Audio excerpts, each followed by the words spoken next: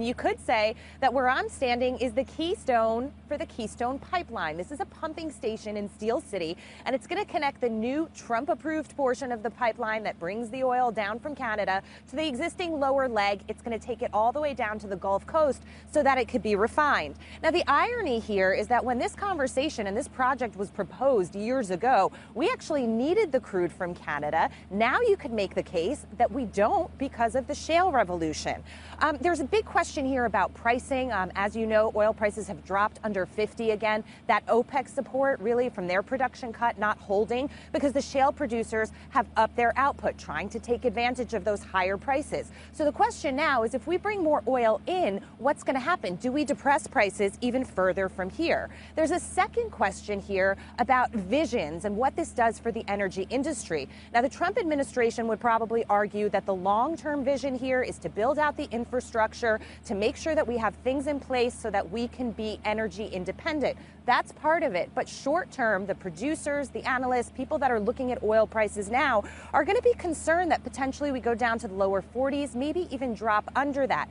Bear in mind, however, that there's state approval required here for the parts where the pipe will pass. So this project could still take another year to get underground.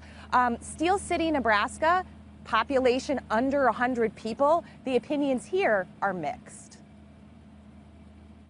It's kind of funny to listen to people because one side of the bar, somebody will go, oh, damn it, and the other side of the bar is like, hooray, let's go.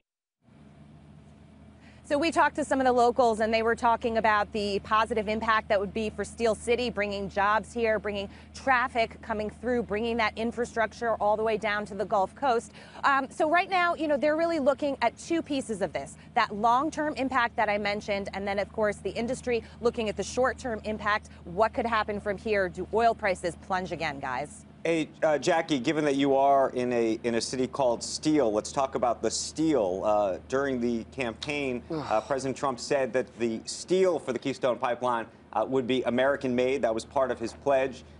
In this instance, apparently, that's no longer the case. Is that a conversation that's taking place?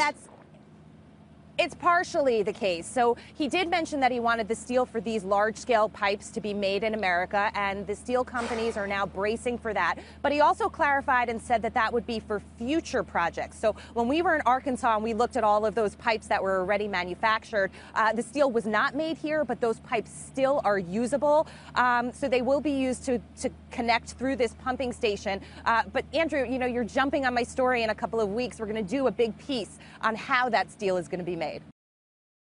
Hey there, thanks for checking out CNBC on YouTube. Be sure to subscribe to stay up to date on all of the day's biggest stories. You can also click on any of the videos around me to watch the latest from CNBC. Thanks for watching.